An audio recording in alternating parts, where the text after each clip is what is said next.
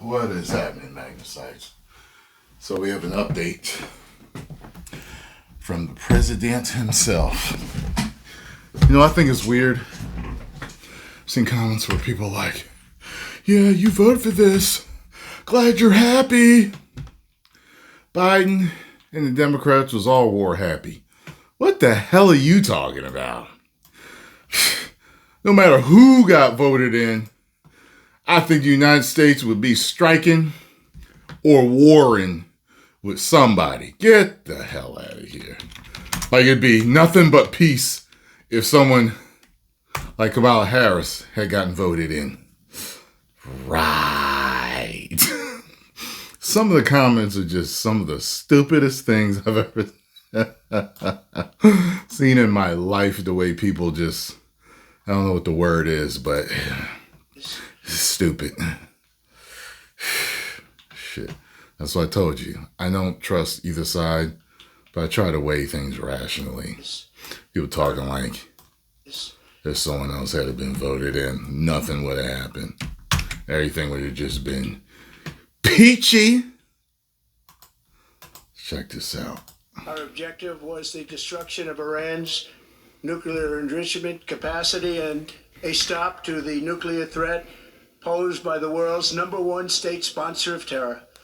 Tonight I can report to the world that the strikes were a spectacular military success. Iran's key nuclear enrichment facilities have been completely and totally obliterated. Iran, the bully of the Middle East, must now make peace. If they do not, future attacks will be far greater and a lot easier. For 40 years, Iran has been saying death to America, death to Israel. They have been killing our people, blowing off their arms, blowing off their legs with roadside bombs. That was their specialty. We lost over 1,000 people, and hundreds of thousands throughout the Middle East and around the world have died as a direct result of their hate. In particular, so many were killed by their general, Qasem Soleimani. I decided a long time ago that I would not let this happen. It will not continue. And I was thinking about this when I made my other video. And, a few of you were saying, well, it doesn't mean we're at war. It was a strike, but it doesn't mean that we're declaring war or are at war. And I get that. But I just see something like this possibly definitely leading to a major war. You get what I'm saying? So I understand what you guys are saying. But I want to thank and congratulate Prime Minister Bibi Netanyahu. We worked as a team like perhaps no team has ever worked before. And we've gone a long way to erasing this horrible threat to Israel. I want to thank the Israeli military for the wonderful job they've done. And most importantly, I want to congratulate the great American patriots who flew those magnificent machines tonight, and all of the United States military on an operation the likes of which the world has not seen in many, many decades. Hopefully, we will no longer need their services in this capacity. I hope that's so. I also want to congratulate the chairman of the Joint Chiefs of Staff, General Dan Raisin Kane, spectacular general, and all of the brilliant military minds involved in this attack. With all of that being said, this cannot continue. There will be either peace or there will be tragedy for Iran far greater than we have witnessed over the last 8 days. Remember, there are many targets left.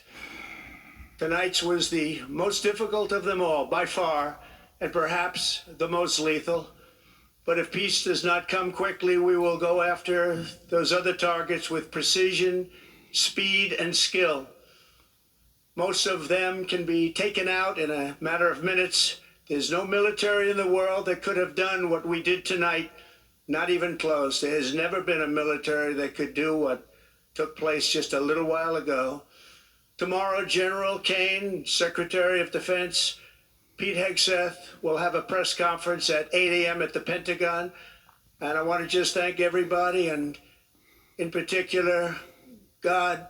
I want to just say, we love you, God, and we love our great military. Protect them.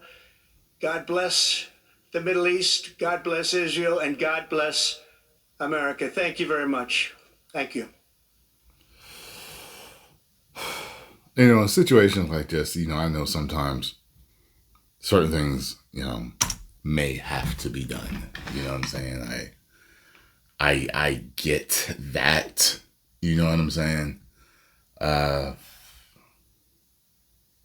not in Oval Office. I don't know all the details. And, Iran has done some things.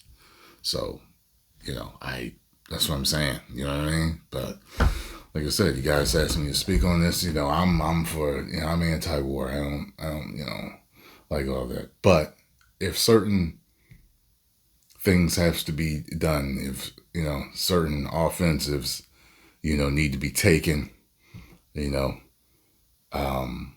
if they really have to be, you know what I'm saying?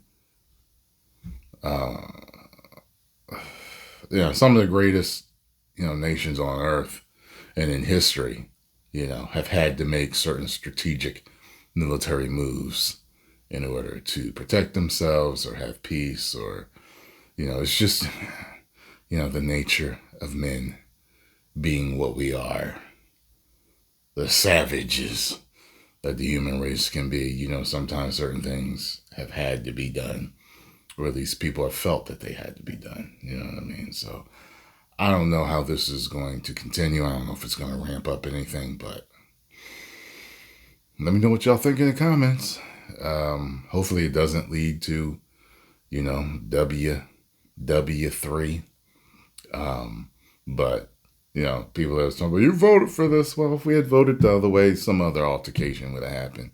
And we know it. And beforehand, Biden was sending all the extra armaments on over to Ukraine and everything. Don't try that.